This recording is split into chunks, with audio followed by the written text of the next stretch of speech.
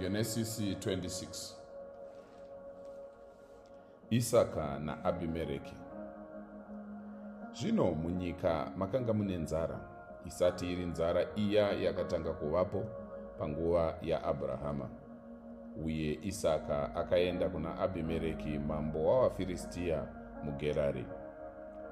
Jehovha akazviratidza kuna Isaka akati, usaburuka kuIjipiti. Gara munyika yandinokuudza kuti ugare.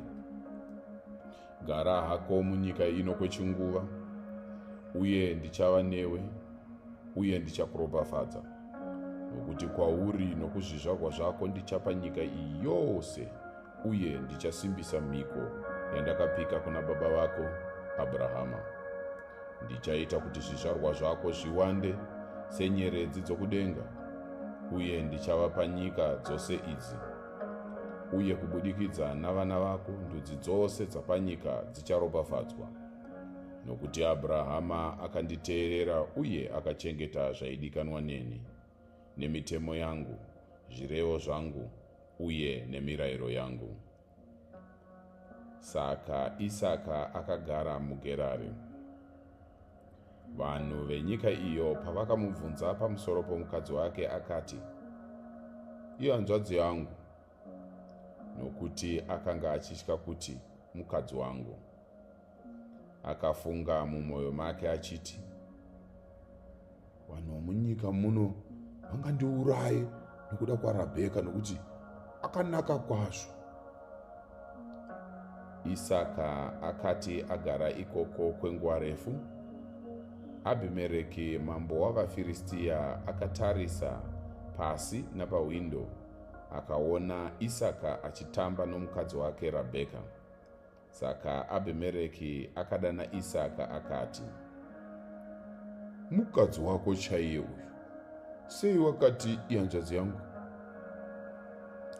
Isaka akapindura akati, nokuti ndakafunga kuti ndingafa nokuda kwake.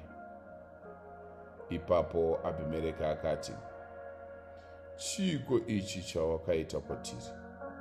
Mumwe wavarume aigona kunge akavata nomukadzi wako, uye ungadai wakazouyisa mhosva pamusoro pedu. Saka Abhimereki akarayira vanhu vake vose achiti, ani nani anobata murume uyu kana mukadzi wake achaurayiwa zvirokwazvo. Isaka akadyara zviyo munyika, uye mugore racho iroro akakohwa zvakapetwa 100, nokuti Jehovha akamuropafadza.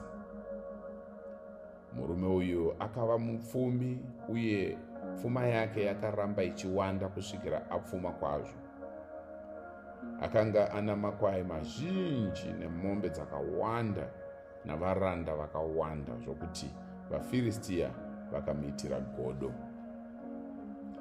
Saka matsime ose akanga acherwa navaranda vababa vake panguva yababa vake Abhurahama, vaFiristia vakaadzivira vachiazadza nevhu. Ipapo Abhimereki akati kuna Isaka, ibva uende kure nesu, wanyanya kuva nesimba zvokuti pfuura. Saka Isaka akabvapo akandodzika musasa mumupata weGera akagara ikoko. Isaka akacherazve matsime akanga acherwa panguva yababa vake Abhurahama, iwo akanga adzivirwa navaFiristia shure kwokufa kwaAbhurahama, uye akaapa mazita mamwe chetewo aakanga atumidzwa nababa vake. Varanda vaIsaka vakachera mumupata vakawanamo tsime remvura yakanaka, asi vafudzi veGerari vakakakavadzana navafudzi vaIsaka vachiti, mvura iyi ndeyedu. Saka akatumidza tsime iro zita rokuti Eseki, nokuda kwokuti vakapesana naye. Ipapo vakacherazve rimwe tsime, asi vakakakavadzana pamusoro paro, saka akaritumidza zita rokuti Sitima. Akaenderera mberi kubva ipapo akachera rimwe tsime, uye hapana munhu akazokakavadzana naye pamusoro paro. Akaritumidza zita rokuti Rehobhoti achiti, zvino Jehovha azotipa nzvimbo uye tichawanda munyika. Kubva ipapo akaenda kuBheerishebha. Usiku ihwohwo Jehovha akazviratidza kwaari akati, ndini Mwari wababa vako Abhurahama, usatya nokuti ndinewe. Ndichakuropafadza uye ndichakurisa zvizvarwa zvako nokuda kwomuranda wangu Abhurahama.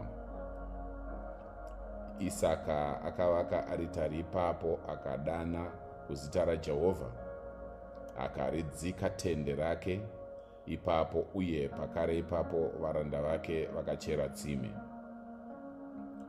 Zvichakadaro, Abhimereki akanga asvika kwaari achibva kuGerari. Aina Ahuzati aiva mupamazano wake naPikori mukuru wavarwi vake. Isaka akavabvunza akati, mavingeiko kwandiri sezvo makanga muri mhandu dzangu uye mukandidzinga? Vakamupindura vakati, takaona pachena kuti Jehovha akanga anewe. Saka takati, panofanira kuva nechitenderano chemhiko pakati pedu newe. Ngatiite sungano newe yokuti iwe hauzotiitiri zvakaipa, sezvo isu tisina kukubata zvakaipa, asi takaramba tichikuitira zvakanaka uye tikakuendesa norugare. Uye zvino waropafadzwa naJehovha. Ipapo Isaka akavaitira mutambo, vakadya vakanwa. Mangwanani akatevera, varume ava vakapikirana. Ipapo Isaka akavaendesa parwendo rwavo, vakamusiya murugare. Musi iwoyo varanda vaIsaka vakauya vakamuudza nezvetsime ravakanga vachera. Vakati, tawana mvura. Akaritumidza zita rokuti Shibha, uye kusvikira nhasi zita reguta richiri kunzi Bheerishebha. Esau akati ava namakore 40 okuberekwa, akawana Judhisi mwanasikana waBheeri muHiti, uyewo Bhasimati mwanasikana waEroni muHiti. Ivava vakarwadzisa Isaka naRabheka. Uku ndiko kupera kwechitsauko chino. Mwari akomborere kuverengwa kweshoko rake, uye Mwari akukomborere mudikani.